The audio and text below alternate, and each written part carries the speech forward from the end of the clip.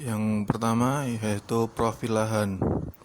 Untuk lokasi site-nya berada di Jalan Pantai Ria Kenjeran. Untuk luas lahannya yaitu 9.100 meter persegi. Untuk lokasi site ini berada di dalam area wisata pesisir Pantai Kenjeran, sehingga akses untuk ke dalam site atau bangunan hanya dari Jalan Pantai Ria Kenjeran yang merupakan jalan dua arah dengan lebar jalan kurang lebih 20 meter.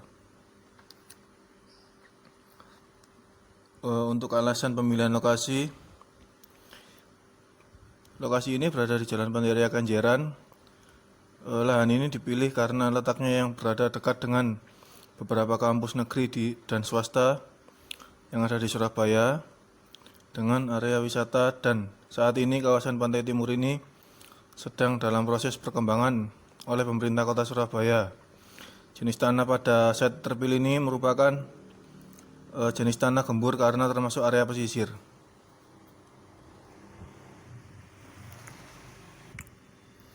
Oke, yang berikutnya yaitu rencana fasilitas. Untuk yang pertama ini ruang publik. Di sini ada supermarket, food court, lobi utama, lobi selatan, ATM center dan playground.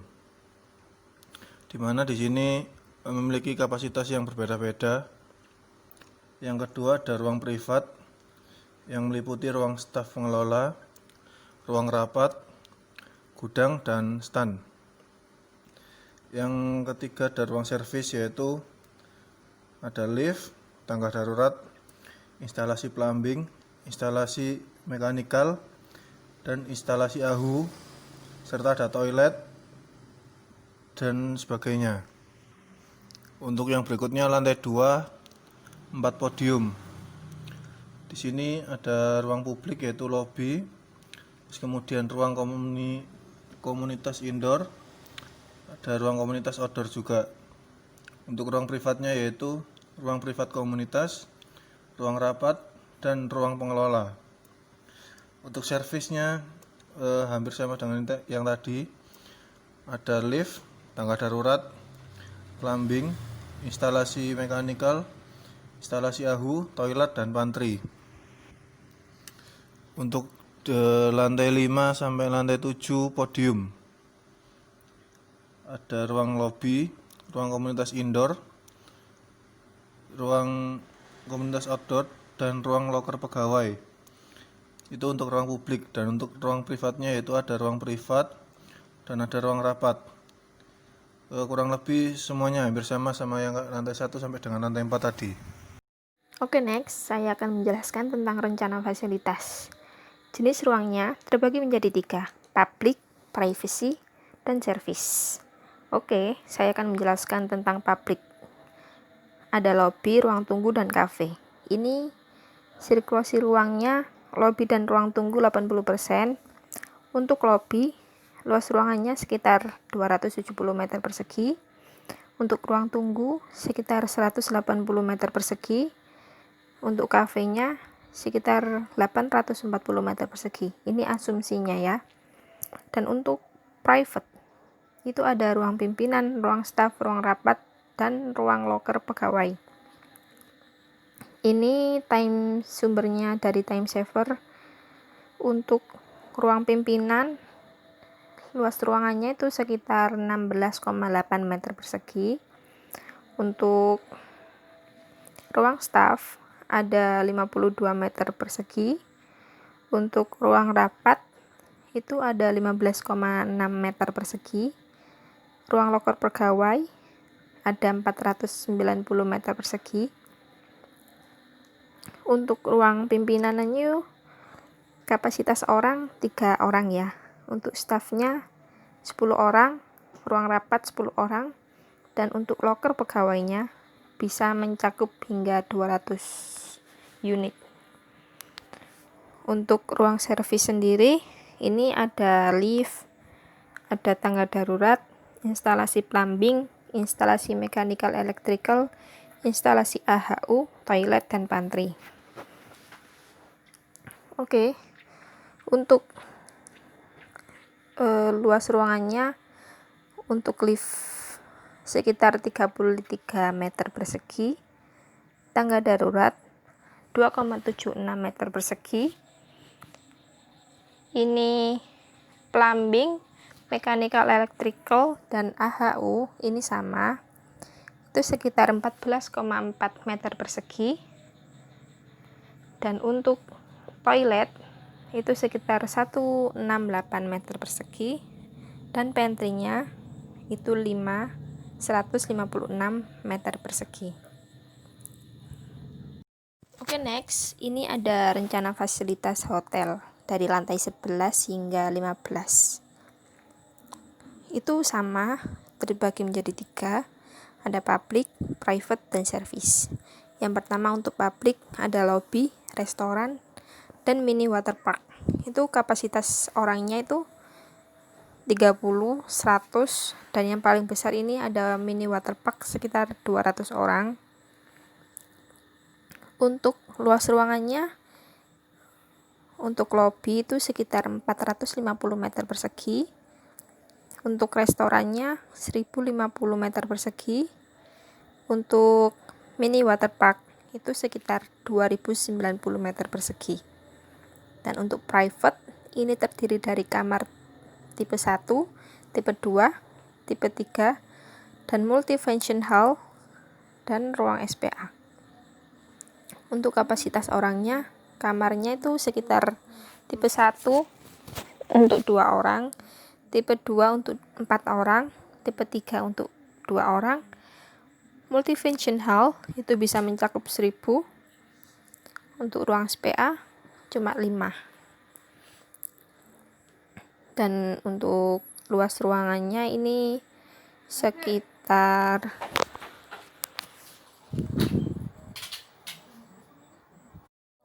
untuk multi-function hall-nya itu luas ruangannya itu bisa mencakup 1680 meter persegi, dan ruang SPA-nya itu 630 meter persegi. Dan untuk ruang servisnya itu ada lift, tangga darurat, instalasi plumbing, instalasi mechanical electrical, instalasi AHU, toilet, dan pantry.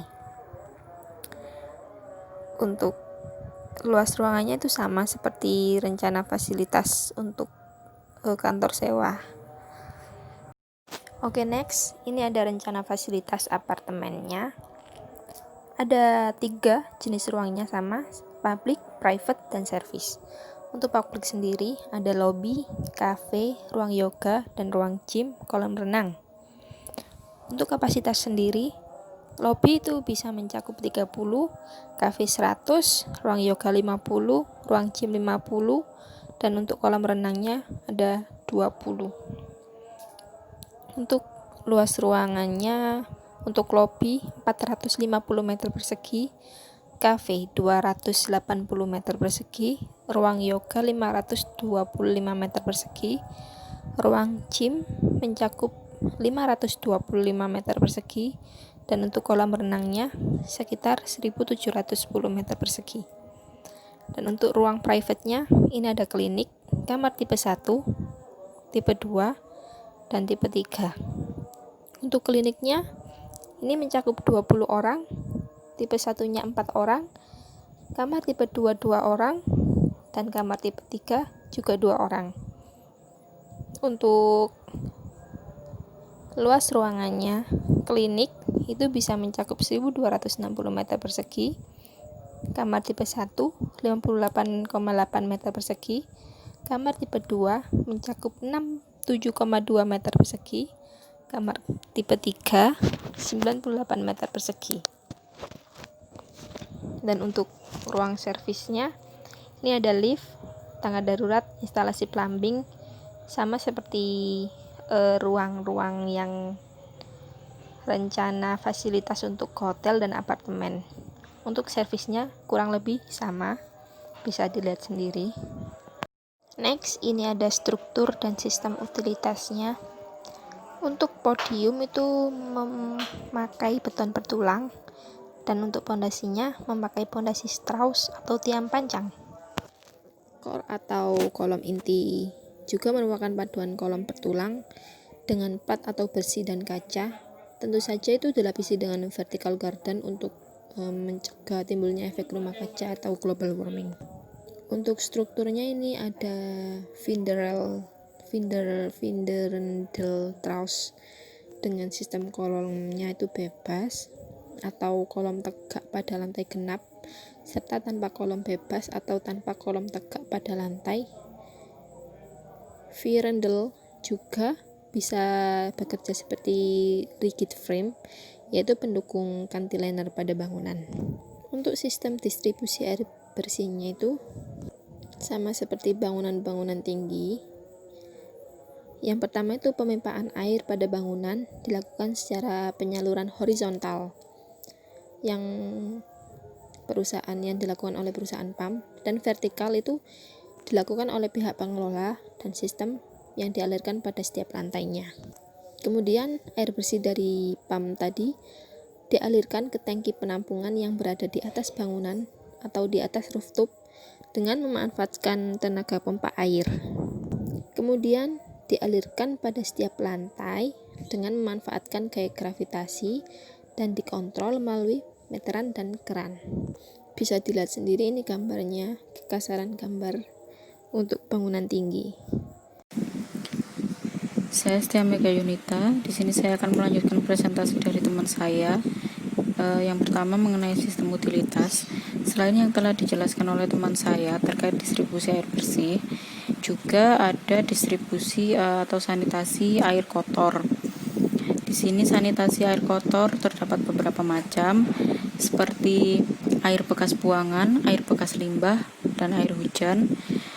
Nah, air-air ini sendiri itu penampungannya juga dibeda-bedakan berdasarkan jenis air kotornya.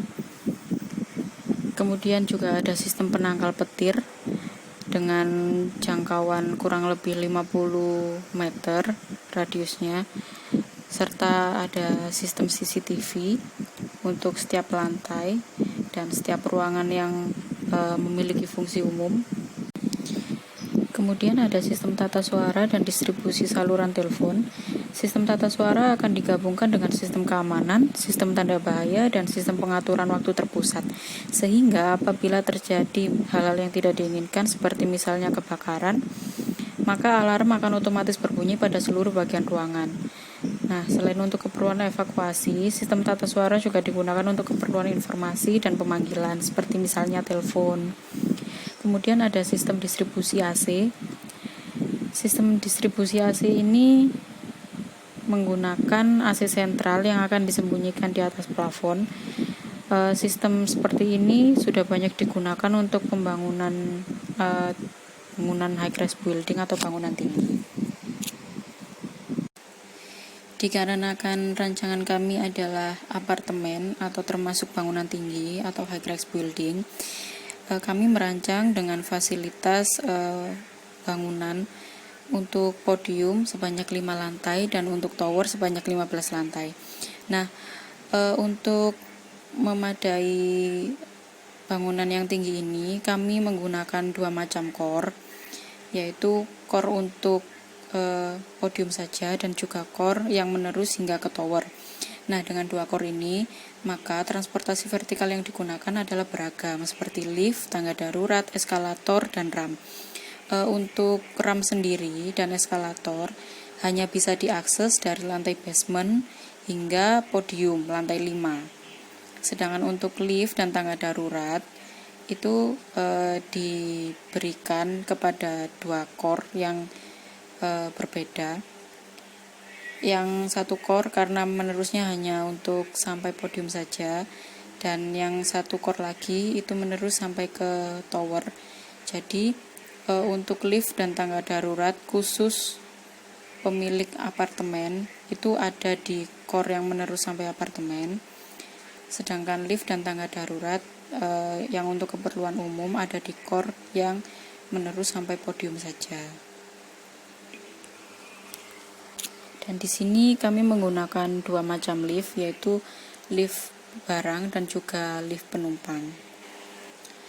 Untuk penanggulangan sistem kebakaran, di sini kami menggunakan beberapa sistem pencegahan kebakaran, yaitu seperti hidran lingkungan, hidran gedung atau tabung apar, head sprinkle, smoke detector, dan fire alarm. Hidran lingkungan diletakkan di area terbuka dengan katup pembuka yang berdiameter kurang lebih 4 inch untuk 2 kopling mengalirkan yang kurang lebih standarnya adalah 950 liter per menit per kopling. Sedangkan untuk hidran dalam gedung atau tabung apar diletakkan pada setiap lantai dengan beberapa titik lokasi. Nah, peletakan titik lokasi ini sendiri bergantung dengan penataan ruang itu sendiri. Letak hidran harus mudah dicapai dan terlihat. Nah, isi hidran ini mengingat bangunan bukan jenis bangunan yang kandungan gas tinggi atau bahan yang mudah terbakar, maka isi hidran adalah air dengan jumlah hidran tiap buah adalah 800 meter persegi. Untuk head sprinkle, setiap head sprinkle ini diletakkan seperti standarnya yaitu 3 meter karena sprinkle mampu melayani kurang lebih 10-20 meter persegi, maka dengan jarak 3 meter itu dirasa cukup untuk menangani apabila terjadi kebakaran di dalam suatu ruangan. Sprinkle yang diletakkan di dekat tembok berbeda dengan sprinkle yang ditata di bagian tengah ruangan yang berjarak 3 meter. Khusus untuk yang berada di dekat tembok diletakkan dengan jarak 2 meter dari tembok. Biaya konsultan. Untuk biaya konsultan ini memiliki kategori harga yang sesuai dengan ukuran lahan yang kita sediakan dan juga sesuai dengan beberapa jumlah lantai yang kita inginkan. Sebagai contoh ini kita ingin mendesain rumah 1 lantai. Untuk denah saja harganya itu 400.000 untuk ukuran kurang dari 100 meter persegi. Dan untuk denah plus 3D-nya itu kisaran harganya itu 1 juta rupiah. Dan kalau misalkan ingin dapat harga yang lengkap, itu kisaran harganya itu 3.500.000. Itu nanti sudah termasuk kita mendapatkan kelengkapan gambar seperti konsep denah, terus konsep modeling 3D, konsep visual 3D interior sama eksterior, kemudian video 3D eksterior dan interior, rencana anggaran biaya atau RAB, dan juga kita mendapatkan ini gambar teknis arsitektur yang meliputi struktur dan mechanical electrical plumbing. Di sini juga ada 3 tahapan untuk biaya konsultan ini. Yang pertama itu klien konsultasi dengan pihak konsultan, di mana seperti klien memberikan alamat lokasi yang akan didesain, terus kemudian ukuran atau dimensi layout yang diinginkan, terus juga model bangunan yang akan diinginkan seperti klasik, modern atau tropis dan lain-lain.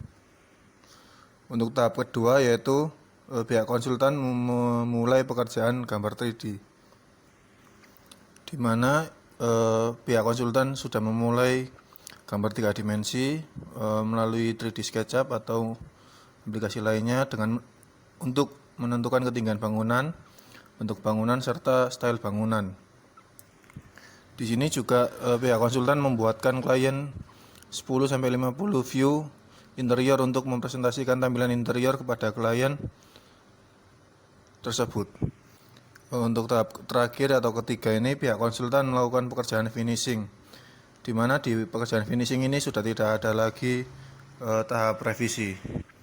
Jadi dari pihak konsultan sudah menyelesaikan gambar 3D interior atau eksterior, gambar kerja atau gambar teknis yang diperlukan oleh kontraktor atau pemborong, seperti gambar teknisan arsitektur, gambar teknis struktur seperti pondasi dan pembersihan, lalu juga ada gambar teknis MEP yaitu mechanical, electrical, dan plumbing.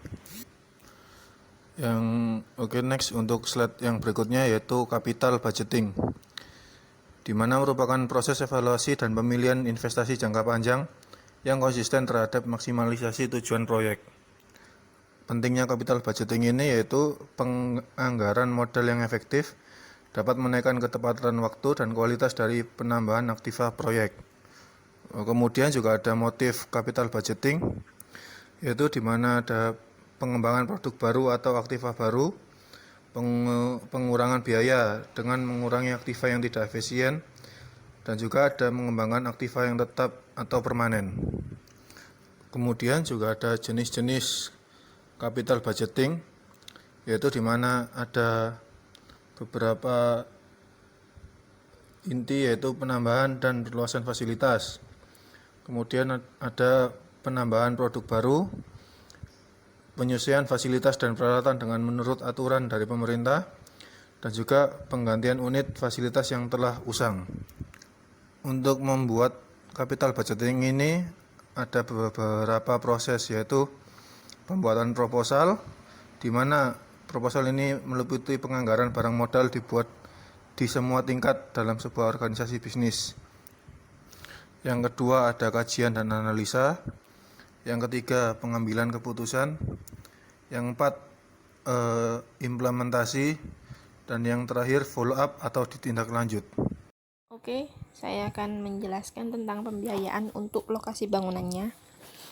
Untuk data yang pertama itu yang tercantum harga pembelian tanah. Lah, untuk luas tanahnya itu 850 meter persegi. Dan kisaran total harganya itu sekitar 1.150.000.000. Yang kedua, itu harga pembersihan lahan. Itu ada penyewaan alat berat dan biaya operasional itu mencakup 25 juta. Untuk pekerjaan tanah seperti pembelian pasir, penyewaan alat berat, biaya operasional mencakup 90 juta. Dan yang terakhir itu ada pembiayaan perawatan sekitar 15 juta. Dan biaya lain-lainnya 20 juta. Dan ini total keseluruhannya itu 1.300.000.000. Oke, selanjutnya ini ada pembiayaan untuk konstruksinya. Konstruksi dibagi menjadi dua, itu biaya langsung dan tidak langsung. Untuk biaya langsungnya itu mencakup biaya material, biaya upah kerja, biaya alat, dan biaya subkontraktor. Harga pokok totalnya mencakup 450 juta. Dan untuk biaya tidak langsung, itu seperti biaya pemasaran, biaya overhead, dan biaya tak terduga. Dan keuntungan kontraktor sendiri, itu mencakup 200 juta. Dan biaya lain-lain mencakup 50 juta. Dan total keseluruhan untuk biaya konstruksi senilai 700 juta rupiah. Oke, next. Ini ada rekapitulasi rencana anggaran. Data yang pertama itu pekerjaan persiapan. Itu mencakup pembersihan pohon, pembersihan material lain, pembelian pasir, penyewaan alat berat, dan biaya operasionalnya mencakup 150 juta. Dan kedua, data yang kedua itu pekerjaan pondasi. Biaya pemasangan pondasi, biaya penggalian tanah, penyewaan alat berat, dan biaya operasionalnya mencakup 55 juta. Data yang ketiga, pekerjaan struktur beton. Biaya pekerjaannya dan biaya operasionalnya mencakup 80 juta rupiah. Untuk pekerjaan dindingnya itu sekitar 45 juta, pekerjaan atap 50 juta, pekerjaan plafon 25 juta, pekerjaan lantai 35 juta, pekerjaan pintu dan jendela 35 juta, dan terakhir ada pekerjaan kamar mandi itu sekitar 20 juta. Dan untuk penjumlahan subnya itu sekitar 495 juta. Ini PPN 10%-nya ditambah senilai 49.500 menjadi total jumlah keseluruhannya sekitar 544.500.000. Setelah dilakukan pembangunan hingga selesai, maka tentunya suatu properti harus dipromosikan agar modal yang telah kita tanamkan baik berupa dana maupun berupa fasilitas dapat dinikmati oleh masyarakat, dan pemanajemenan dari properti itu sendiri dapat berjalan dengan baik, yaitu salah satunya dengan cara marketing. Nah, di sini saya akan menjelaskan pembiayaan untuk marketing itu sendiri. Untuk fasilitas marketing atau fasilitas promosi, di sini ada berbagai macam, yaitu seperti sewa ruko untuk kantor pemasaran, mengikuti event atau pameran besar, misalnya seperti pameran properti, sewa stand promosi di mall. Seperti yang kita tahu biasanya ada 1 atau 2 stand di mall itu yang mempromosikan tentang properti mereka. Bisa juga melalui pembuatan akun promosi online seperti web, seperti Instagram, YouTube, dan lain sebagainya. Promosi iklan surat kabar dan majalah arsitektur juga bisa dilakukan, karena seperti yang kita tahu bahwa promosi iklan surat kabar dan juga majalah arsitektur saat ini sudah mulai berkembang pesat, banyak. Dan menurut informasi yang kami dapatkan, sudah banyak brand-brand atau nama-nama surat kabar dan majalah arsitektur yang sudah mulai dipercaya oleh masyarakat, di mana mereka itu memiliki ribuan bahkan puluhan ribu pembaca dan pelanggan yang membaca surat kabar ataupun majalah arsitektur mereka. Jadi dirasa tidak rugi apabila kita melakukan promosi melalui surat kabar atau majalah arsitektur mereka.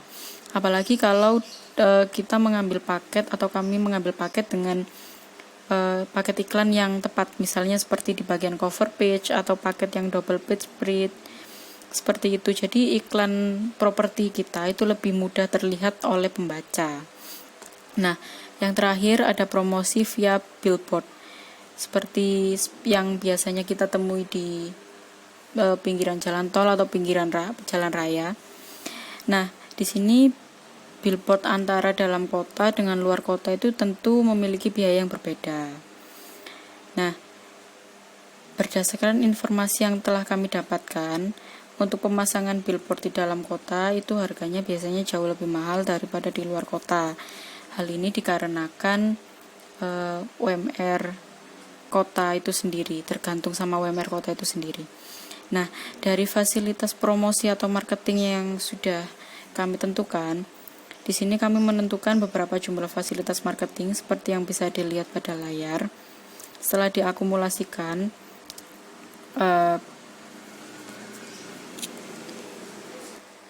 setelah diakumulasikan jumlah fasilitas marketing tersebut dengan biaya fasilitas marketing yang bisa dibayarkan per bulan ataupun per tahun, maka didapatkan untuk total biaya bulan pertama, karena kan ada sewa ruko. Biasanya sewa ruko itu dibayarkan per tahun. Nah, untuk total biaya bulan pertama itu sekitar 461 juta sekian. Sedangkan untuk total biaya per bulan itu adalah 459.545.000 sekian. Itu untuk biaya marketing. Maksudnya fasilitas promosi saja, tapi itu belum termasuk dengan tenaga marketing.